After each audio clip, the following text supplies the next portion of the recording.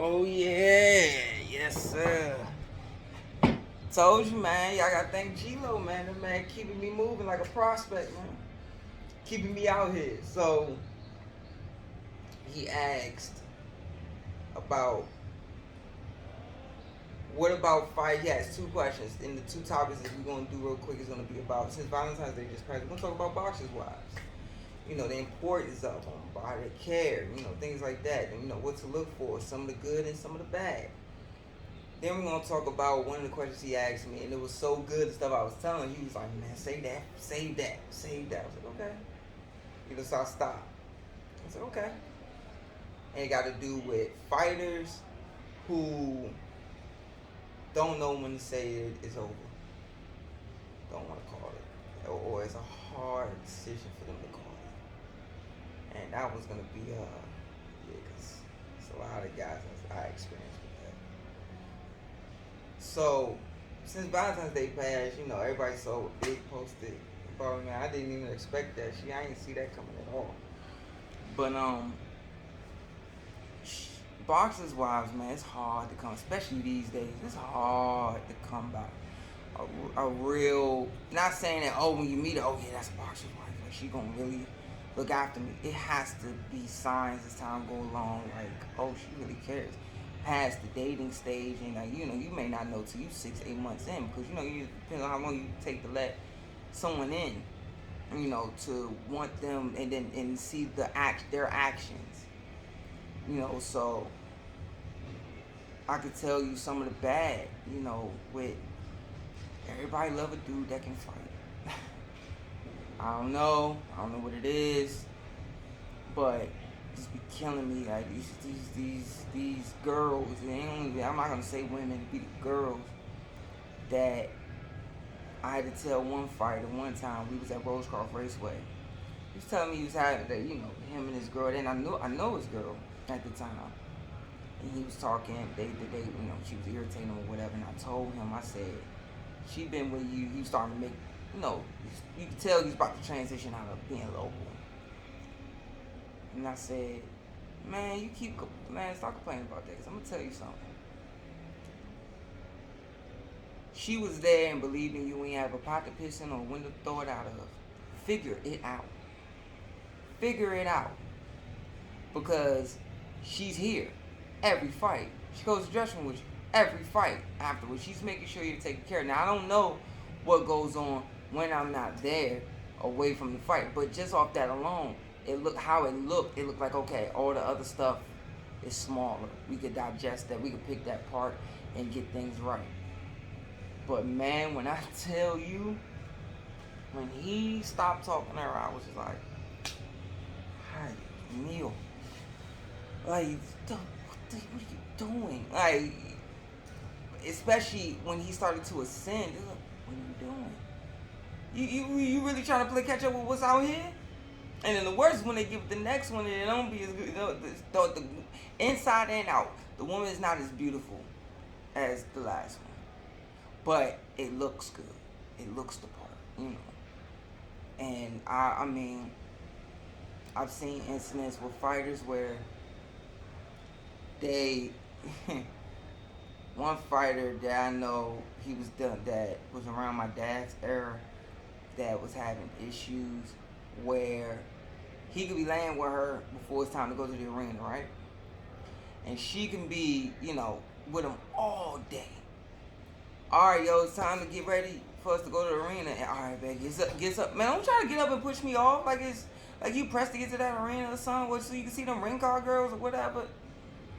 No, like, why are you wearing that fight outfit for, and why are you wearing that tracksuit knowing that I like it? Why? So because you sitting there wanting to impress the mother girl? Distraction. You are a distraction.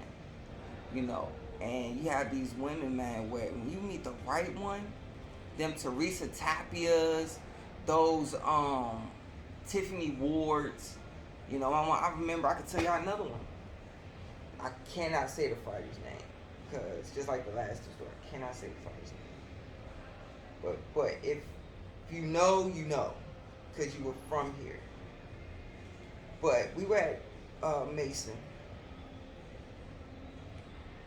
and we see one of the fighters from yesteryear. He didn't know it was me at first because he hadn't seen since I was a little boy.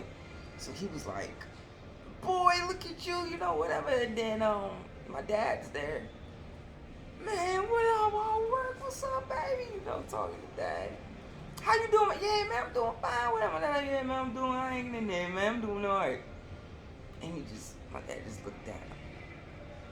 And he goes, man, how you doing? And you can see him look at my dad and he just kind of couldn't put it up no more. He go, man, I don't work. I thought them women loved me, man.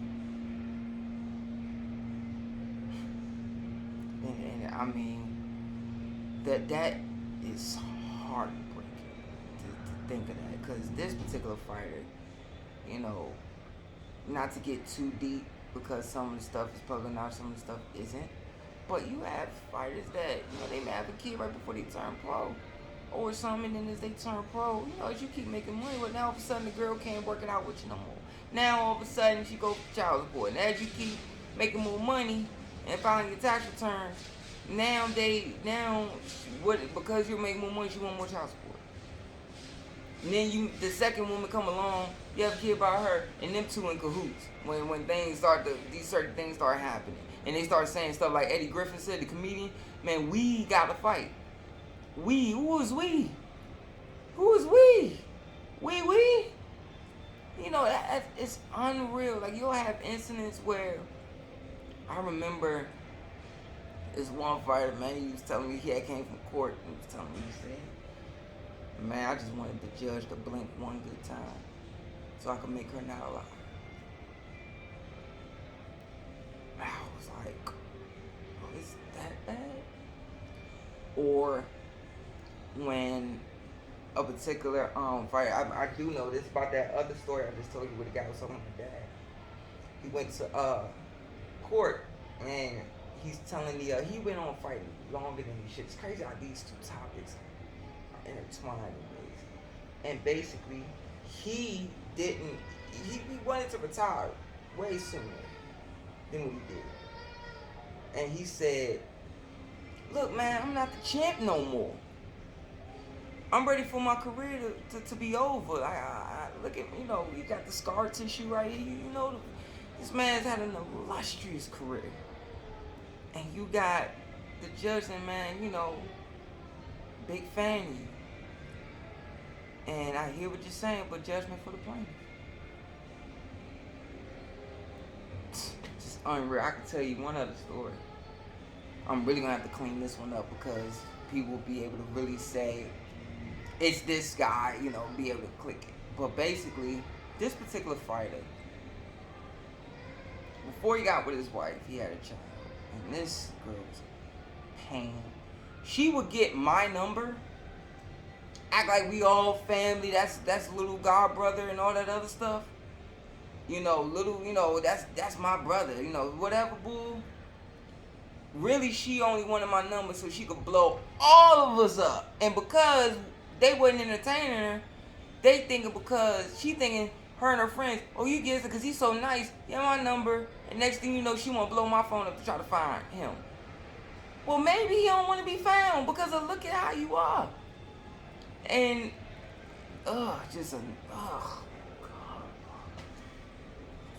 sorry, man, y'all sent me back. I remember one time, this man already in the gym training. We're training, like, we already got the sauna suits on, we work, we shadow box, we already did our weights, we already, we started stretching, we in the shadow box and doing lateral movement and stuff.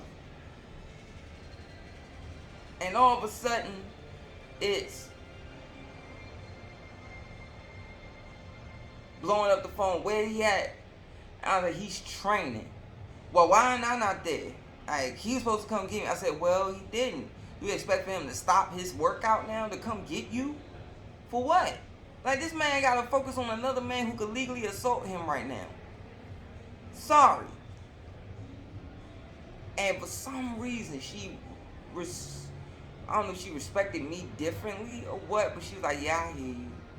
Yeah, like, it wasn't yeah, I hear you. It wasn't that. It was like, yeah, I hear what you're saying. But, like, she didn't carry it that way with me. But then she went to calling other people, it's ridiculous. I remember that same chick where I'm training and at Maxway, and so where Keystone is, you go to. So a lot of pros always used to be there all the time, amateurs, top pros, so people come down from Jersey, all that stuff to work. I would go up the stairs and go out to Maxwell to go get a Powerade and everything, right?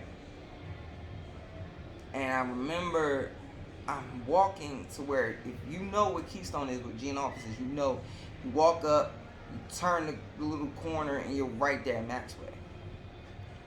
And I hear these 3 voices talking, 3 women. It's like, why do these sound familiar? These voices, like, and I don't know the first 2 voices. I don't know the first 2 voices, but the third voice, I'm basically the third voice is I know that voice. That voice sounds familiar, and they're basically talking about setting up this fighter, not to get hurt, but basically to strip him of his identity financially. Basically, it was that bad. Like, I'm not gonna get into I'm not gonna get deep into what was said, but it wasn't pretty. And I'm like, wait, I know that other voice, because remember, it's the other 2 talking, but the third voice I kind of know, but they're only saying, yeah, I know, yeah, I hear you, So it wasn't as much dialogue as us. So I'm walking up. Man, I got on boxer shoes. You're not going to hear no boxer shoes walking up. Unless I'm dragging my feet because my legs tired. I turned the corner. You would have think she seen a ghost. Like, you would have think she was looking down the barrel. I turned. She do this.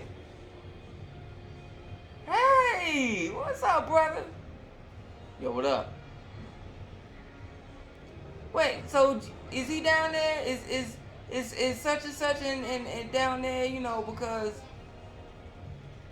she won. Yeah, I knew how it was like she was fumbling, trying to get the words. Hey, brother, what's going on? How you doing? Is such and such down there? Is your dad down there? I want to say hi to him. And man, when we walked away, I act like I'm going in Maxwell. But I stop and I go running back down to the corner and I can still hear them. Who that? Oh, that girl, that's like his teammate. He close to him. He ain't hear nothing. I was like, okay. I went and got the juice. Came back. Went into the gym. I had to pull him in and the people that were close and that I knew, hey, this is what's going on. And the disgust on that fight, he was so heartbroken. And like, to have that fighter that I told her, I say, man, I thought the women loved me. For him to then say, I thought I had where you were missing. Because I think some of these fighters, when my dad was a pro, they were amateurs. So they always still, till this day, they say Miss H to my mom. Hey, Miss H, Sean Bay Mitchell saw my mother. He hadn't seen my mother in years. I think it was Norman Island we were coaching that night. And he hadn't seen me since I was a baby. But he knew that I was there. He knew I was. And he just looked. And he see my mom. Miss H, it's like, whoa. These guys. My dad was like their big brother. My mom was like their big sister. Things like that. And it was fighters, man, where I can't really get too deep into, but they found their wives doing stuff, and they had fights coming up. And they got fights coming up, and they're not mentally stable enough to get in there, and they wind up, no, stop, sure, man, don't you can stop this thing. We gonna get, everything's gonna go as planned. Not everything goes as planned. They not mentally all clicking. They physically in top shape. Now they're not mentally in top shape no more. And, I done seen some things, man, I tell you, but I'm gonna elaborate a little bit more on this.